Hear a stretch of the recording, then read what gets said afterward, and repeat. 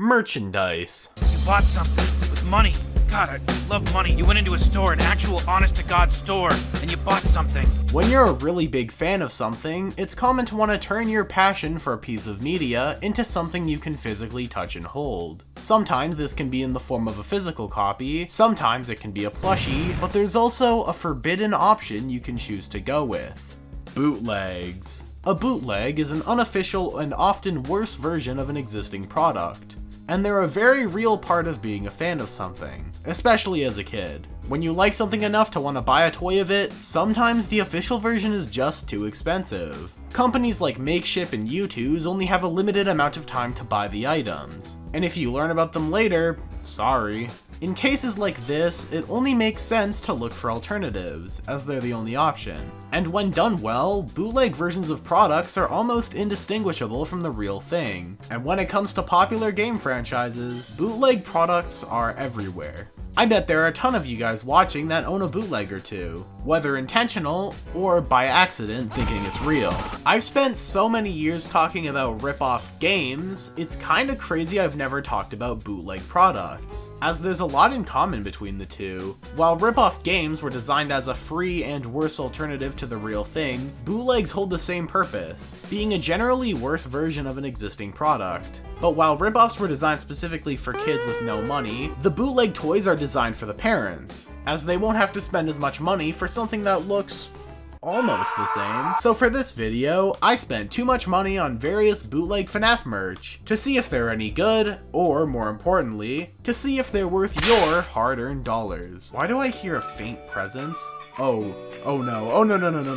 Hey guys, and welcome to Terror's Toys Reviews. And in today's episode, wait, what's that? Not today!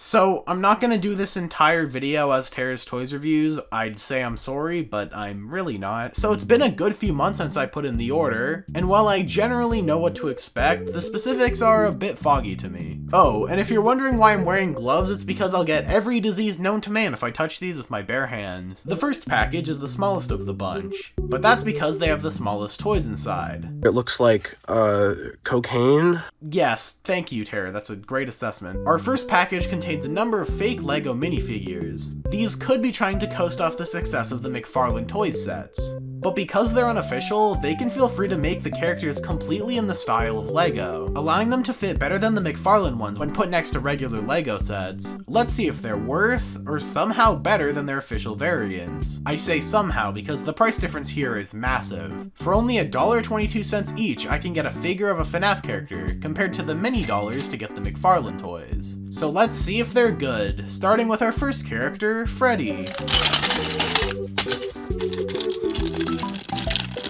Hey man, come on, let's open the toys now. No. Stop touching the bag. The characters are packaged in a strange way. Their torso and legs are already attached, but their arms and hands are loose. Whereas with typical LEGO minifigure blind bags, it's the opposite. As for Freddy himself, he looks pretty on model to how he looks in the games. Now that I think about it, more accurate than how he looks in LEGO FNAF, although that game was already going for a more stylized look. Much like Funko and McFarlane, whoever made these figures decided to give Freddy an extra row of teeth. Wow, how generous.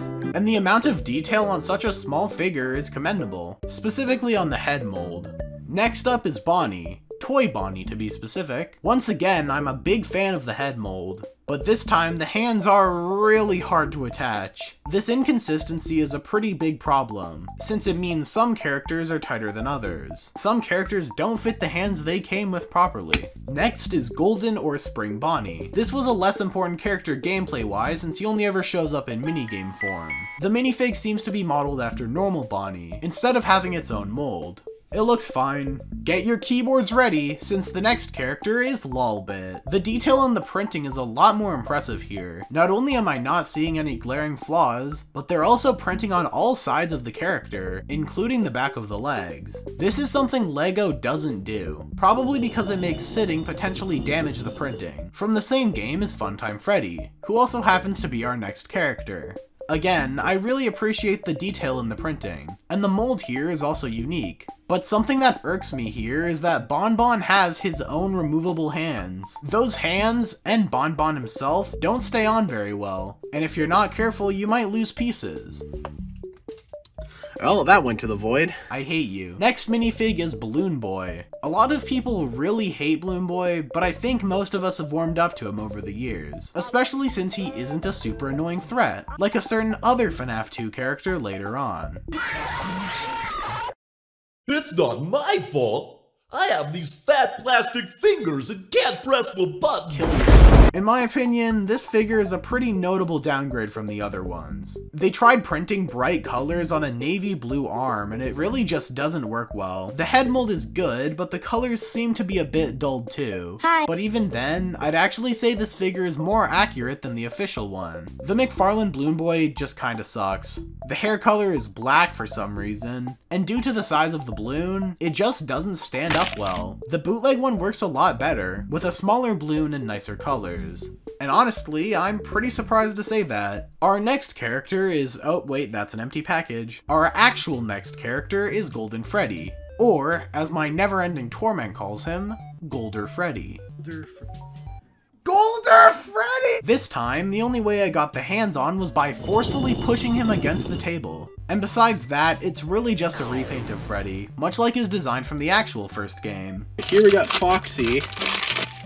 He's looking a little jokey already. Being the most withered animatronic in the first game, they tried to add some small withering on the back and arms. But unfortunately, it looks more like mistakes in the paint. And don't even get me started on this face. Like, I think he's very clearly based off like the Gmod model or something. Because my god, that face. Okay, we got Bonnie, regular classic Bonnie. While I prefer the more detailed sister location characters because they're more impressive, the classic characters are obviously done quite well. Did Bonnie have such vibrant eyes in the game? I don't remember Bonnie having such beautiful green eyes. That's because he doesn't. Not even McFarlane made this mistake. I can only assume it's because of Toy Bonnie actually having green eyes. But besides that small inaccuracy, it's a fairly good looking figure. Next, we finally have our first Chica. This one's of the toy variety. She is such a bad. Something I really like is how much detail was put into having the cupcake be attached to the plate, and everything fits here pretty well. I already said they can do simple characters, and here's just more evidence of that. Next is Endo02. Yeah, not really a fan of this one. Something I could really praise the rest of these characters for is their accuracy to both LEGO and the games. But while Endo's head looks fine, good even, the body just clashes so hard. There are actual LEGO skeletons, even actual LEGO robot skeletons. Yet, instead of making a new body mold for Endo, they just awkwardly printed bones onto a black body, and it just doesn't work for me. Our last character here is Funtime Foxy, and I don't think I need to repeat it again, the sister location figure designs are really well done all around. The intricacies in molding and printing are impressive, and it comes out looking really nice. Overall, these are all solid minifigs, with some being pretty obviously better than others. If you're making a LEGO FNAF mock, I highly suggest buying these. They're a bit similar to the McFarlane Toys sets, but they're actually more comparable to Etsy products than anything else, and would fit with the LEGO style much better. Next, we got another toy.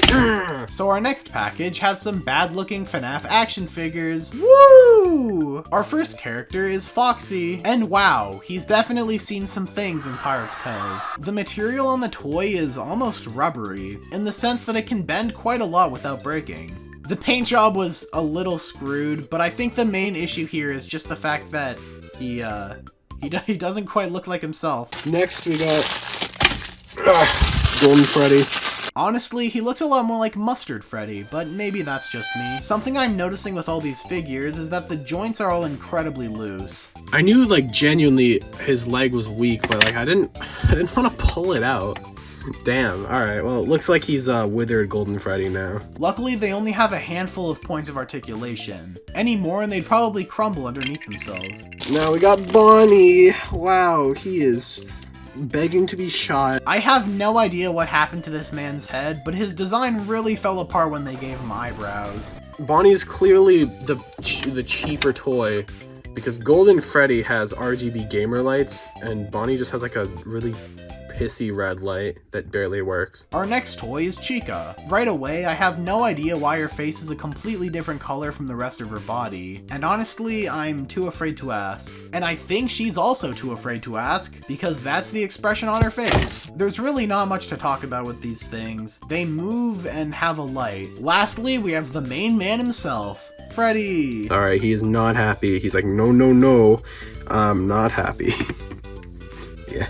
He also looks straight up pissed. Maybe he knows he's unofficial. I am alone in this world. Either way, what am I supposed to say? They glow. Either way, we're moving on to our next item. There's a little note here. What does this say?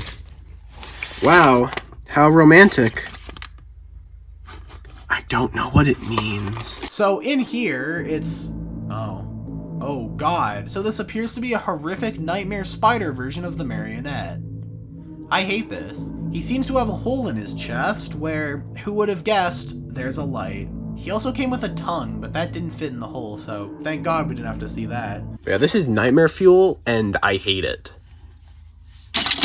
Moving on, we have more FNAF action figures. These ones are more closely based off the ones from Funko, but something's gone horribly, horribly wrong. First impressions, I take Monty out and his leg joint is already broken. Uh-oh. Next character is Vanny. Vanny is the one security breach character I actually have the original action figure of. And that's because she's the only one from the set that doesn't look completely horrible and out of proportion. Chica's beak is way too big, and Monty looks more like Nightmare Fredbear than Monty.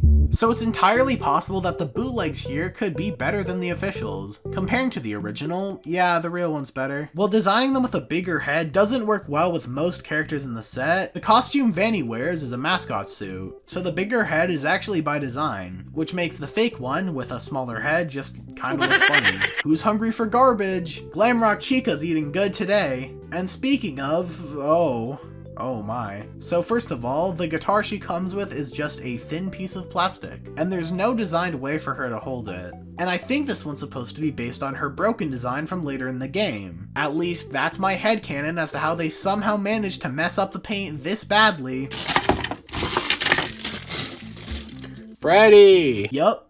That's him. So it seems Freddy's the only character with a working accessory. His microphone, which he can actually hold in his hand. This shouldn't be a hard bar to clear. It's the bare minimum. For some reason he has black teeth, and he just generally looks dirty. If I were Gregory, I would probably just turn around and run. Next we have Roxy. And for fun, I gave her Freddy's arm, and it legitimately fit onto her better than it fit onto Freddy. Which is to say, not well, but it's kind of a surprise. Because of her hair, her head doesn't really move. But hey, it has a light. Yup, the lights haven't left us yet. They will follow me for the rest of time. Next we got Sundrop, and for some reason, Funko chose not to make action figures for Sun or Moon. But you know what? If they'd end up anything like this, then maybe that's for the better. This design just looks horrible. He doesn't look like a FNAF character here. Something about his complete lack of vibrant color or detail makes him look like a no-name toy made for toddlers. With that being said, he looks like a jolly fellow. Oh no, the lights are out, Moon's here. Moondrop might somehow look even worse than Sun. Instead of just reusing the same mold without the spikes, Moon's head is significantly smaller. So even though they're meant to be the same character, the two figures look completely different because of the head. Next we have Glamrock Bonnie. So these toys definitely came out before the Ruin DLC. And spoilers, if you disable all of the wet floor sign bots, you gain access to a secret room containing the broken remains of Glamrock Bonnie. And he looks almost completely different from this. If I had to guess, I bet this design is a mock-up based off of Rockstar Bonnie. Honestly, I don't really know what to say about this one because I haven't played Ruin, and I'm probably not going to. I never finished Security Breach either. Okay, so the Afton looks very funny. That's all I have to say. He's all like, "Grr, I was burnt." So that's it for the figures. Now we finally made it to our final and largest package. the plushies. These ones are pretty obviously based off of the Funko designs, which notably tended to get worse over time, with printed on colors and weird off-model designs for certain characters. I'm interested to see how the bootlegs stack up to the originals here. It's a bit of an unfair comparison, but I bought a Sanchi Fredbear plush years ago, and it still looks like it jumped straight out of the games. It also costed a lot of money, compared to the $5 each that the bootlegs cost, but that's besides the point. So our first plush is Ballora, and already it's very clearly just a direct copy of the Funko design, which is pretty unfortunate, as I think this was an opportunity to make a better one with the regular plush design, even if it wouldn't make sense with the shape of Sister Location's character.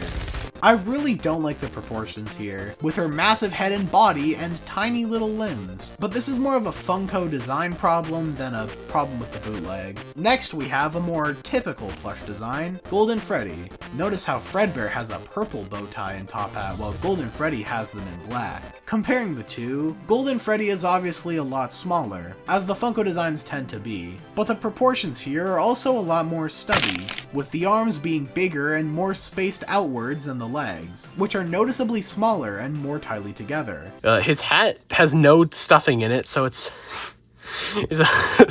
crumbling at the seams. Next we got... Oh no. Oh my, that sure is a face. Oh dear. Freddy, what did they do to you? He looks like he ate something he's allergic to and now his whole mouth is having an allergic reaction. The way it extrudes from his face and gives him a Giga Chad jawline is also a very nice touch. What the hell? His bow tie is just like completely flat. Okay, Freddy, I think I'm done looking at you. Now we're looking at the blacklight variant. It's the same one again, but this time it actually looks better. Most of the plushie is all black, but some key features are highlighted in certain colors. The idea is that it should have a little bit of a glow when you put it under a black light. Next we have Freddy, and man, I hate this design. He's like a little pancake.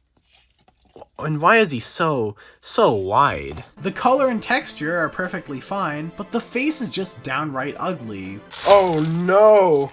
It's VR Freddy! So you might be wondering, who is VR Freddy, and why does he exist? Basically, Funko was thinking about what FNAF animatronics to make into toys. And since, at the time, there were no new releases besides the books, they figured they'd take the merchandise of these random characters from a mobile game no one plays. Let's not forget that we still don't have plushies or action figures for the Withered and Phantom animatronics. There's a lot more to choose from. As for the character himself, he's a variant of Toy Freddy in FNAF AR. He is so scary. I am going to cry now. Wah. One time I bought a VR Freddy keychain and it broke before it even left the box. Then I bought an official VR Freddy plush to commemorate the occasion. Comparing the two, the real one has this cheap feeling texture on it, but at least it doesn't do this, am I right? Now kiss. Here's a blacklight version of Roxy. The original mysteriously wasn't available. It looks fine, but just like Glamrock Freddy, the mouth looks a little goofy. There are cases when sewn-in mouths look nice, but it's heavily reliant on the pattern being followed. Even Funko messed this up. God, they just can't do Glamrock Freddy right. Next is Nightmare Bonnie. It's a fairly basic plush. I'm not a huge fan of the design, specifically the plastic tape-like teeth. But again, those are false with Funko's design, and not the cheap recreation. Following that up, we have regular Bonnie. He doesn't look very regular to me. This guy just looks funny. His eyes are facing two completely different directions. One of his ears falls forward and the other one stays behind him. And generally, he gave me a little giggle. I find it strange how, regardless of the complexity of the design, they seem to struggle with the most basic aspects of the plushie, getting the proportions and heads right. But most notably, the eyes. Next we have this terrible looking plush of Grim Foxy from the Help Wanted Curse of Dreadbear DLC. I'd be lying if I said I knew what this was at first glance. Originally I thought it was the Twisted One's Foxy, then I found the Twisted One's Foxy plushie and it actually looks better than this. And with that being said, this one's bad. The original design actually looks pretty nice, although its different fabrics clash a little bit. This one doesn't look nice at all. You may notice the original design has different shades of orange. This creates depth, and this plush doesn't. He looks horrible. I think this is what happens when minimalism goes too far here, because you have There's so much detail that should have been here, but instead it's just tan and like orange, which clashes heavily with other characters, and also just doesn't look nice. Then we have two more Blacklight Security Breach characters. I'm reviewing both of them at once because they're all pretty similar. Chica's probably the best one of the bunch because of her different colored patterned legs, and Monty looks dumb. The Glamrock designs make a lot more sense for Blacklight variants than the regular plushies, and that's because the Glamrock designs have all these funky colors and patterns already made into their design. Elements that would look nice when highlighted. I'm not a fan of the printed on color here though. Now we have our final character, Pig Patch. He has a really big nose. The original one wasn't that big, and while they got the eye color right, instead of looking sunken in, they just look a bit off. I don't hate it or anything, but it does have some slight inaccuracies. And that's all of them. I think the LEGO minifigs were probably the best thing here, since there's no directly better version that covers the exact same market. If you're making a FNAF pizzeria out of real Legos, the McFarlane Toys characters would just look out of place. And the plushies are okay, but they definitely vary in terms of quality. As for the action figures, avoid them at all cost, including the Nightmare Fuel. These things are so loose, the body parts fall off constantly, they don't look good, get rid of them. If you own them, kill them. And, I don't know, something still doesn't sit right with me. I think these toys need to be purged from existence. I sentence the worst of the plushies to be burnt to death.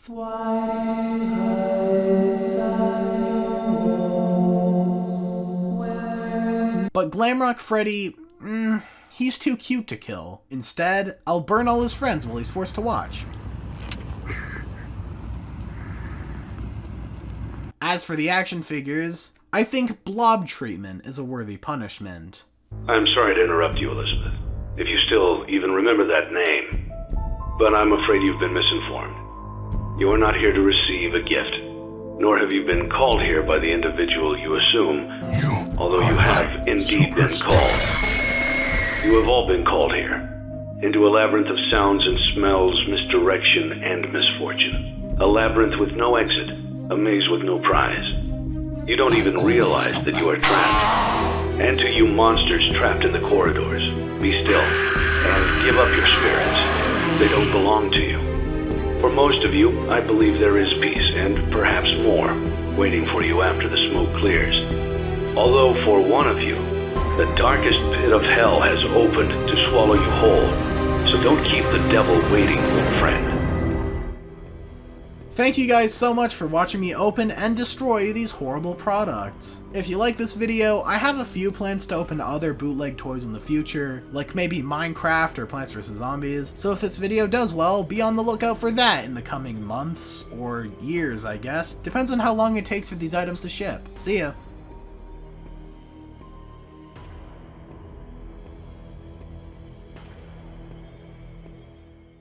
Next we got Chica!